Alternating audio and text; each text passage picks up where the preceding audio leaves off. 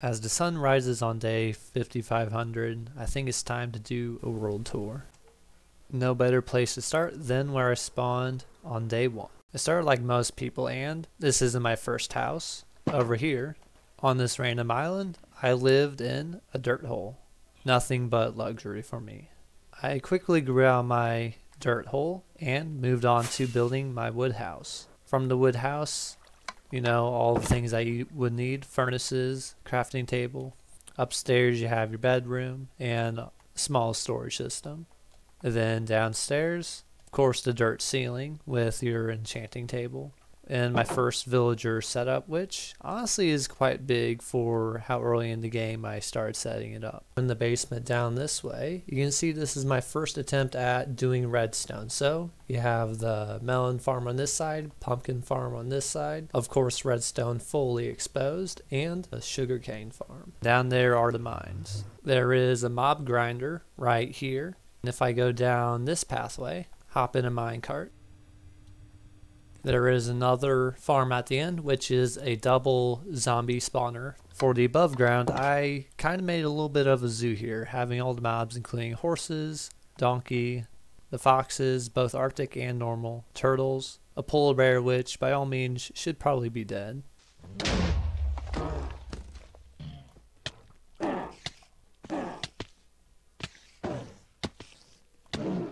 Mule, llamas of all the different colors, being brown, tan, white, and a kind of grayish white. If you know about these llamas, you know. Pandas, which I actually managed to get a brown one fairly quickly. Mushroom, both the burnt one from lightning and the normal one. Bees, ocelots that apparently despawn if you don't name tag them, like so. My first few dogs. Built a house for all the different cat variants. And here's where I put a brown sheep, which I thought was rare, and named Chosen One. He managed to get struck by lightning one night and is no longer with us. Up in my treehouse, I keep my parrots of all the different colors. There are also the general purpose farm mobs, being the chicken, sheep, cow, pig, and all of the colors of rabbits, including the black one. I also protect my iron golem here because I thought you couldn't repair them and he was near death, so I built him a little shack to keep my friend Sarge safe. A really jank looking full strength beacon. For each of the monuments in Minecraft, I made a little bit of a structure to show that I conquered them. So over here I have the ocean monument, the woodland mansion build there, the nether tower for the nether fortress, and an end ship for conquering the end. Inside the end ship I have a little bit of a base setup where I have chests, crafting table, furnace, and all of the other crafting places along with a bed. And then over here is the massive crop area with every crop in the game. This is also the first super smelter that I ever made, trying to figure out which chest was the input for the fuel and which was the input for the blocks. But my woodland mansion build also dueled as a museum for when I first quit the game. And up on the second floor, I keep the first cat and dogs that I got, Max, and I have Louie. The mansion also has a little bit of a secret on the inside. Through this little hole in the cliffside, there's a creeper farm. You can kind of tell by the bow tie shape of it. Then that also explains what that platform is right there. It's where I AFK'd to where only that was spawning creepers. Of course, a ladder because I didn't have an elytra in the earlier days. That was the first stage of this world, and then I added on to it as more mobs were added, so I have striders in this little place right here. Here's my racing strip for the striders. I extended my zoo over this way with paths leading to different buildings, this one being for the goats,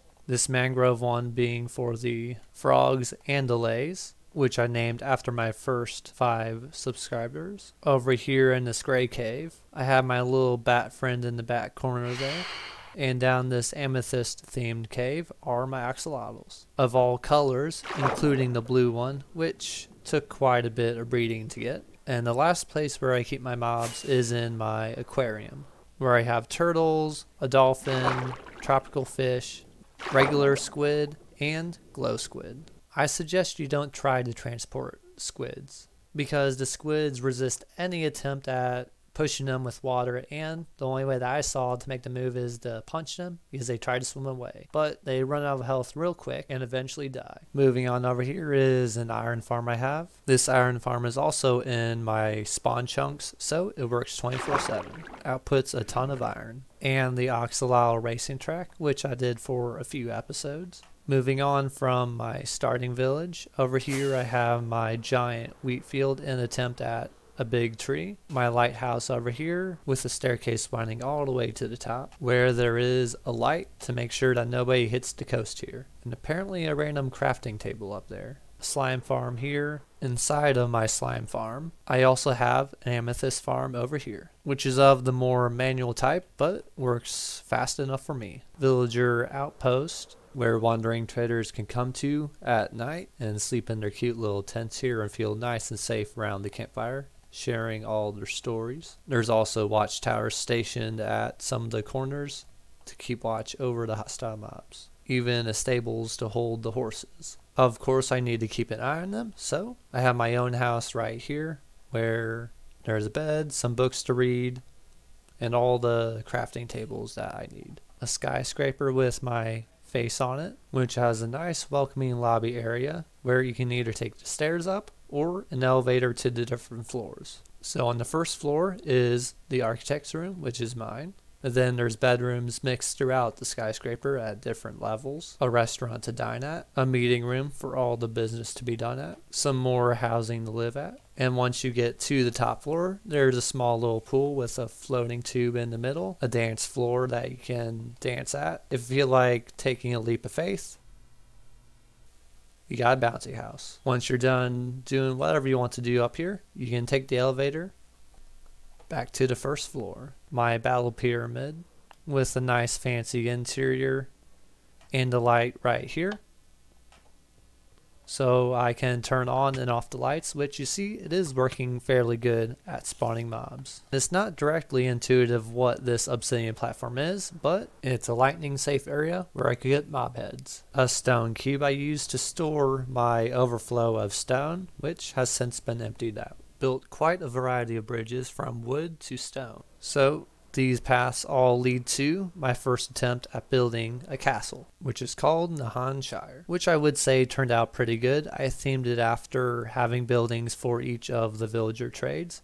On the interior of the walls, I got a nice fancy red carpet with some decor of paintings on the side. Right here I have a little fishing shack where I have fishing villagers inside. In this corner of Nahanshire is a bee farm, which for some reason the bees decided to disappear, and it seems like that's just a common trend for all the bee farms that I make. So if you guys know why bees just randomly disappear, I'd like to know. Have the farmers inside of this building. The farmer area also duels as the villager breeder, where the villagers breed up there, fall through the fence post, and fall down here, where this guy has been glitched into a block for 3,500 days. There is also a villager zombie converter, a stables area to keep all of my best horses, this one being the fastest. Aside from having just fast horses and good jumpers, I have skeleton horses. Tucked away right behind the stables is a little alleyway and a bubble column, which at the bottom is another zombie mob spawner. A speed testing track, which honestly never worked, along with a height jumping test. A wizard tower to contain the clerics, with a first floor where the villagers are more trapped, but go on upstairs, where they're a little bit more free range because unless they feel like jumping out, I don't think they're going anywhere. A little prison setup for a desert theme, where I keep all of my cartographers trapped. A library to hold the librarians. This building is themed after a warehouse to where it can hold all the kind of industrial trades like masons, weaponsmiths, toolsmiths, and armorers. Then on the last few buildings over here, I have my shepherd house along with my butcher and leather worker. Behind the shepherd's house, I have a wool farm for each of the colors. And behind the leather worker house, I have a barn to contain the livestock for this castle. And then on this side by the farmer, I have a Fletcher house for the Fletchers, and then an archery range so that I can get target practice, and if I hit the target, it lights up for me. That is it for the outside of my first castle. So you may be wondering the story of the tower in the middle. Basically, I just built a big tower that I thought looked nice and went to the old sky limit all the way up here. Inside of the tower, there are also farms such as melon and pumpkin, sugarcane, bamboo, chicken and egg, and cooked chicken farm. All the farms I just showed you are in this top part of the tower right there, and the main bulk of it right here is where I have a general mob farm, about 6 layers. Here is also the remains of an iron farm. That didn't quite work, but I kept my friend zombie Wesker. And I have a beacon of full power of each of the materials, one of iron, one for emerald, one for gold, and lastly a full diamond one, which yes, does have a complete diamond interior. Moving on to the inside of the fortress, I have my bubble elevator, which leads to my storage room. I also have the offspring of my first cat and dogs, which is Connor and Lance. This cat here is a little interesting because I thought I lost them in the nether, but for some reason they decided to come back about 500 days later just from nowhere. So I don't know where they were, and they honestly kind of scare me. And another villager trading area where my farms inside of the tower all lead to. Down the elevators was my first attempt at making a super smelter, which honestly is kind of a little small. And then down this bubble elevator is another diamond mining area where I grind out the diamonds to finish my full diamond beacon, getting 52 diamond blocks and making a tunnel that took me 30 minutes just to run back from. Back up to the top, I make a map room where I keep track of all the places that I built. So here's the spawn area that we started at, the wheat field, the different small builds, and the castle right here. Then there's this thing right here, which you can already see in the distance, which is a floating island. Not much to see in here, just a staircase leading up to a bed to sleep and a desk to look out over all the places that I've built. Over here, past the Kingdom of Nahanshire, you may see some obsidian over here. Well, this is kind of a doomsday room where if you go in there and down this passage, if you flick this lever, it'll dispense lava, which turns into obsidian. And then this one dispenses TNT into this room. So nobody's entering and nobody's leaving. There's also a few mobs that just for some reason like to pose in the weirdest places. So I got a villager on the decoration right there. And over at my skyscraper, there's just this Enderman constantly just fat chilling on this ring of the tower. But we'll leave him be. He's been there for about 3,000 days, so he's happy and content. From the outside, it looks like this whole area is fully explained, but there's a little bit of a secret. Through the pond by the fishermen, you can swim under their dock into a secret passage that leads all the way down to a secret fortress. And it's really fun to swim down because it's nice and brightly lit up with all the beautiful coral leading the way to a deep dark brooding lair, which this way leads to my bedroom lined with mobs that I have trapped, a nice cozy bed, and of course another enchanter. Down the other corridor there's a few cafes, this being the tavern with the kegs in the back to get the drinks you want, places to sit. And here's more of a modern diner look where you have your stools that you can sit at and get your food cooked up for you. On the far end is the ultimate villager trading area where I have all the trades for 1 emerald, specifically the lecterns so that I get the librarian and I can max enchant all my gear real cheap with a center display of emerald ore just to flex on the villagers. Walking down this way there is a library, which is nice, small, and cozy, builds the atmosphere of the room, connected to a brewing area, which for some reason has some fishermen. I'm not going to question it. Down the other corridor is, you wouldn't guess it, a bigger library, which has way more books than you possibly ever would need, and I wouldn't recommend anybody gathering. But if you go up the stairs on the side to the top, you can get a good view of the entire place, which is where I used to keep the books that have the story of my world. Moving past this room, back into the cozy library, leads up to my maze, where, of course, another big tree. And it isn't just a maze, it's a labyrinth that takes about a minute and a half to solve if you know what you're doing. So you'll enter through to one side and wind up through the other side.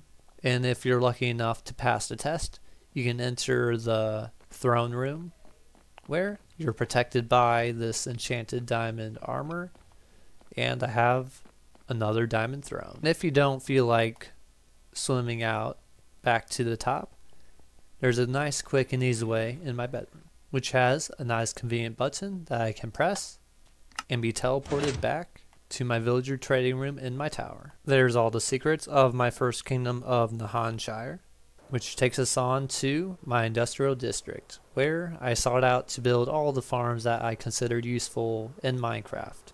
So this big tower here is my creeper farm. There's a coarse fruit farm, a coarse blossom farm, bone meal farm connected to a wood farm, a scoot farm right here next to my carpet farm, warped and crimson fungus farm, so I can have a tree farm for the nether trees, a rail duper of every type, moss farm right here, very simple basalt farm, cactus farm, bamboo farm right here, kelp, pumpkin and watermelon not converted into bone meal, wheat, carrot, potato, and beetroot, another iron farm, lava, slowest farm possible in Minecraft being the mushroom farm, dripstone, and glowberry, a super smelter that's connected to a bamboo farm.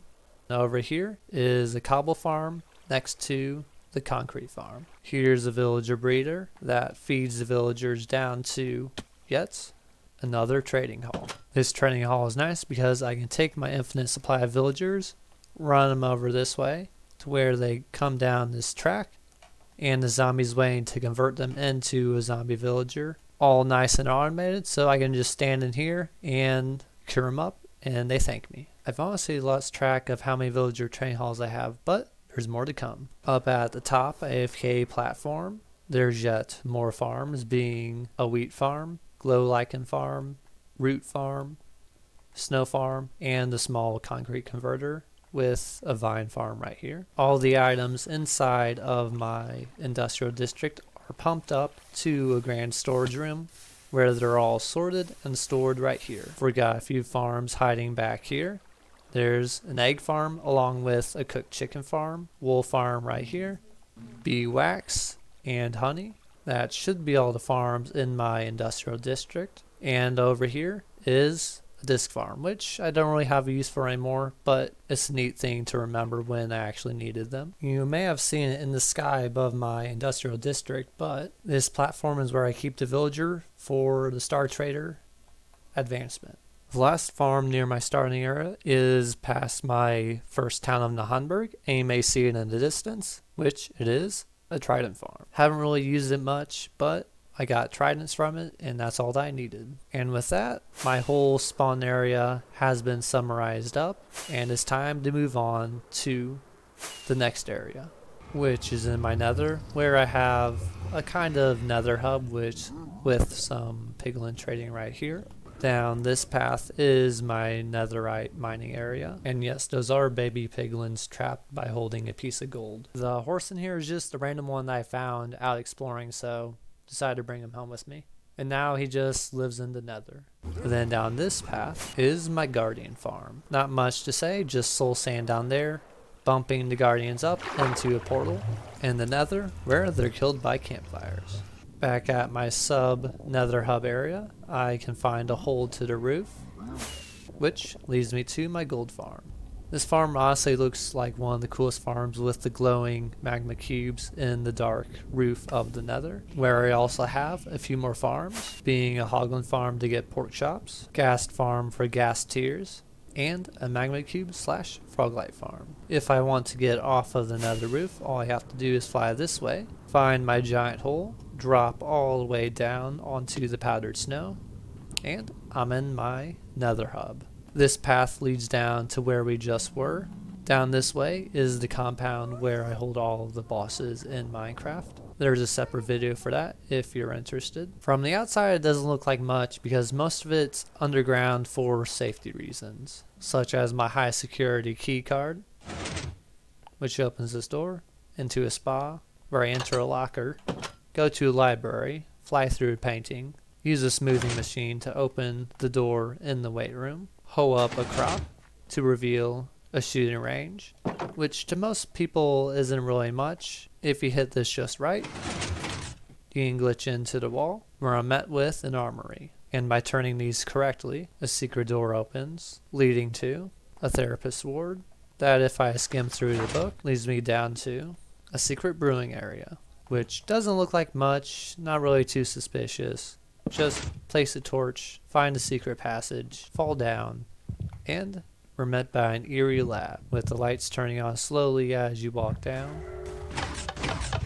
Some mining fatigue to scare you. Down this way you have our friendly warden, our little guardian friend right here, and the noisy wither down this way, content targeting the iron golem and having me next on his list. So now that we're back inside of the hub, instead of going down these two new ways, let's backtrack a little bit, head down this way, and we find a corridor leading to kind of my wacky build area, which on the other side has ground zero for the war I started, my rabbit corral with all the rabbits that are kind of pointless. Outside the fact to get that black rabbit, a flower farm, a drained river for a squid farm, which actually is working despite the Caves and Cliff update. That's all the wacky things I did, so back to the nether, where the rest you'll find down this trail.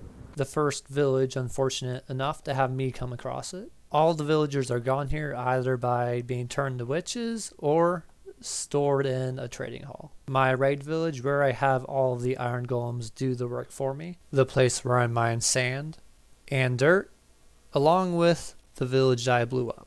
The witch farm and the raid farm off in the distance, where I get all my totems. Now that this path has been thoroughly explored along with this one, we can move on to one of the biggest builds that I've done in Minecraft, which is my medieval kingdom of Nastrome. It has such a great atmosphere here, and ever since I started playing Minecraft, I wanted to build a kingdom that I was proud of, and the first one, being the Hanshire, was okay, but I knew I could do better, and I think I did. So right here is the grand library. We're inside. There's of course more books going up to the second floor. You guessed it, more books, and the sky roof. Down to the basement is a little bit more brooding and scary, being completely unlit since I used half slabs on the bottom, but you can see off in the distance some books, which these books are the history of my world. So we have how Nahanshire was built, the history of how I started the world, all the farms inside my industrial district, and many more. Some about my villager crimes, and killing an inhumane amount of guardians when I raided 16 ocean monuments. But all that is kept secret down here in my library. And there is a secret passage inside of the library, which leads to the sewers. Outside the library, I really like the statues. I'm surprised they turned out as good as they did. There's my church, with rows of pews inside, and the top mantle, where they preach from. I have a little bell tower at the top of the church, so in case there's any danger you see, you can just let them know. A nice, cute hotel area with a downstairs dining area and an upstairs living area with all that you could ever need. A windmill / crop area surrounded by some housing, each with their own unique interior that are all completely different but have the same basic things that make them a house, being a stove, crafting table, and bed. Different from those houses are also kind of the more vertical hotel looking houses, which have the same kind of interiors that lead to an upstairs where there's beds to sleep in, another stables area where I keep all my prized horses that can be used on the racetrack. Aside from just housing, there's also some pretty places such as all the flowers in Minecraft garden, a little park area with a fountain and horseshoes, a docking area with a ship that I'm honestly really proud of how good it turned out, and a crane that loads up all the resources such as food and mineable blocks. Everything about the boat build just makes me happy. Like over here in the captain's quarters, of course, nice and cozy with books, a bed, pink because of course the captain has a pink bed. And then a mast up there where you can look out. Downstairs there's a bunk bed area for the crewmen along with some stations to work at. And of course gold doubloons and their food resources. Of course, close to the harbor, there has to be a police station, which you can enter and look in at all the prisoners that are convicted or brought in on the shipment. A fishing cafe area where you can just grab a seat, order up whatever fish you want, and be on your way. A watchtower to keep watch over this entire city and also over the walls of the medieval town to keep an eye on the foes. A merchant area where the merchants can come in and sell all their wares. A flower shop next to the prison where you can get some vines, flowers, nether flowers, or aquatic flowers. A woodworker's house where they can cut up the wood that they have stored up and sharpen their tools. A cute little mining area to lead down to the new deep slate mining level. A rugged theme tavern and a more refined tavern, bee house with the automatic farm and manual, slaughterhouse where all the animals are butchered up and it's not left the most clean, a farming area for all the farmable mobs, a crop area, a dark and brooding brewing store, produce store, fletching store, combat tool and tool store, armor store, another garden area where you can sit on your bench and look at the pretty flowers and feel nice and safe next to the military training quarters where you have a melee area and a long range area. The last building in the living area is the cottage, which is what I called home for a majority of my time while building this. Has an okay storage room right here, brewing and enchanting room, crafting room, another alley for my subscribers, the location where I moved my first treasury to, but as you can see, it's moved a location once more, the place where I sleep, and also write the history of the building of this place, which from looking at the start date and the last day, it took me about 1,689 Minecraft days to build this kingdom. And the last part of my house is again the descendants of my first cat, being Link, who's a descendant of Lance, who's a descendant of Louis. And of course, here's a cat that, again, I don't know how they happened or why they exist, but they apparently went through my end portal and then came back to the overworld and I found them. So, again, a cat that I don't want to mess with, and I'll just leave him be with Link. In the attic of my area, I have a before map of the area, the planning phase of my area, and the final kingdom, which looks insane to look at. And Benny, who's usually in the attic with the maps, is now out on a dangerous mission, but he's a descendant of Max and Connor. And of course, what you've probably been wondering about is the castle at the end here. So we'll start at the normal entrance, head up the stairs. The outside watch area is all nice and decorated to keep watch for the foes. Once inside the castle, you can find yet another library, a huge dining area with different entrees, a dance floor room, the huge keg area to serve up all the beverages, the cooking area to prepare the food, and you have a choice to go upstairs or downstairs. So, in the downstairs is the place where I imprisoned all the mobs in Minecraft, being the hostile ones. All the friendly ones are kept at the zoo in the Hamburg.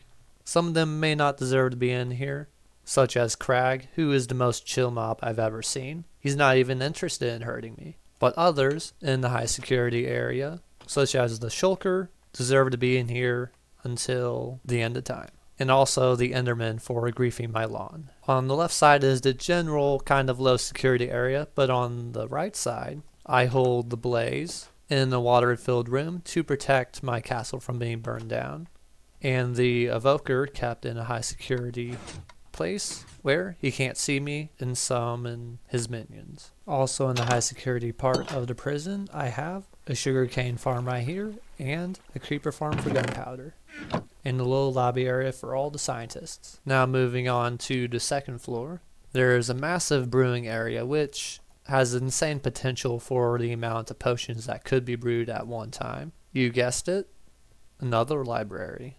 Which I really like the look of this one because it seems like it's just the right size and has cute little details like ladders and little carts in the middle. A bathhouse where you can take your baths at. Moving on to the third floor, there's a sleeping chamber area for the royalty. A Fletcher training area.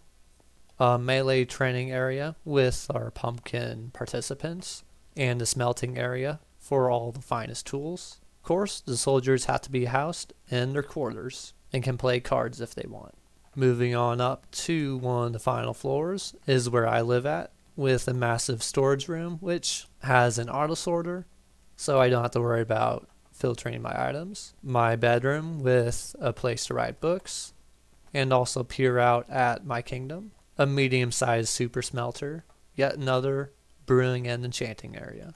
On to the next floor is where my treasury of all my finest belongings have been hidden at. So I got my mob heads, all my enchanted golden apples, one of the best treasures being diamond horse armor. Got a full shulker of them.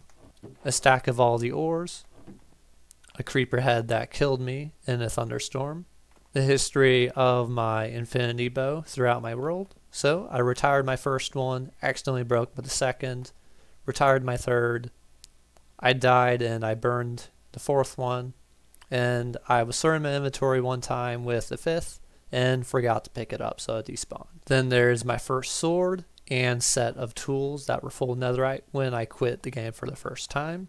All the music discs, max enchanted armor of all the types, even the derpy what's considered the best armor. On to the next floor is my planning / kind of war room, where with all your generals you can debate what the best action is. The fish tank where I keep a fish that looks like my Minecraft skin, something like this. And of course, a very expensive throne made out of netherite and diamonds, leaving the last floor to be nothing but just a roof. That's my Kingdom of Nastrum all summed up real quickly. If you have any ideas on how to expand it, I'm more than happy to hear them, because I have some open area over here, a little bit of island right there, and more open area here.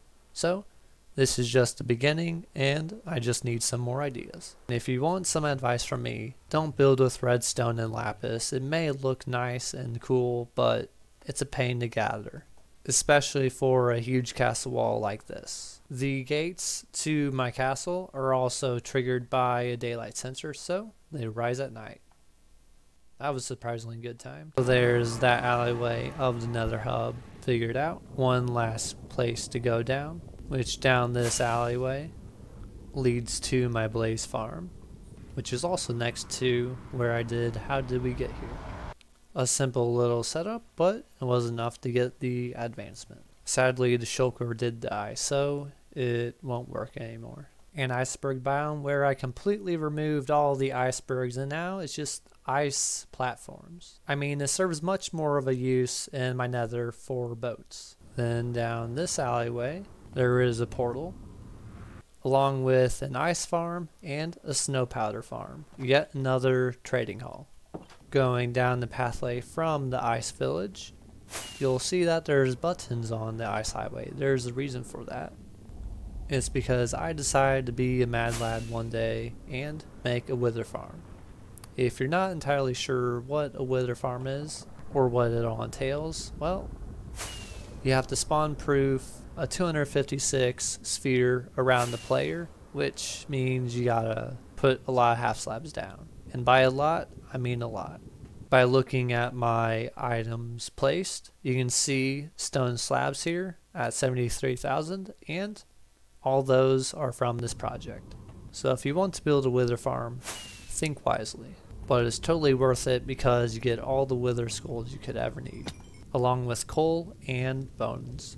And here comes the last corridor in the nether, which leads to my sky limit build, which turned out insanely cool, with the towers of all the different ores. There's the emerald, copper, iron, lapis, coal, redstone, diamond, and gold. Blasting against an outside invader being the amethyst dimension.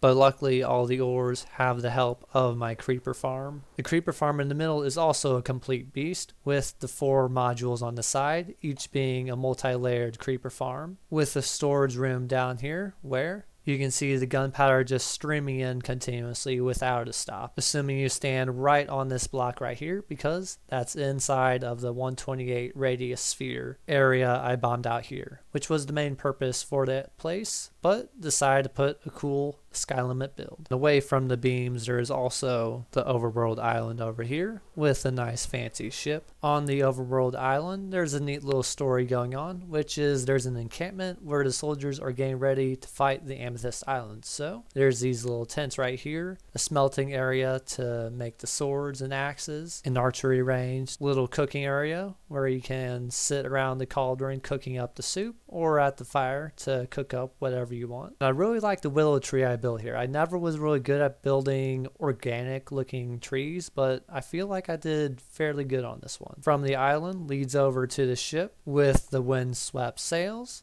and this door over here leads to the captain's quarters, which is kind of a planning area regarding all of the different towers and the island attacking them. Down on the lower floor is the means to attack the other island, so there's fire charges inside here, and with the press of a button, launch to the other side. On the very bottom floor, there is a bunk room for all the sailormen fighting against the Amethyst Island over here. For the Amethyst, there's just the crystals, a big one in the middle with the glowing core matched with the frog lights, all kind of vining out towards the outside of the island, spawning up tall, skinny amethyst crystals. The lights on the bottom of the overall island also add a little bit of the atmosphere, being like the tree is alive and the roots are what's holding it and making it float in the air. I like the story of this area of the two forces fighting against each other, trying to protect the end portal from the invaders, which also works as an excellent sand farm,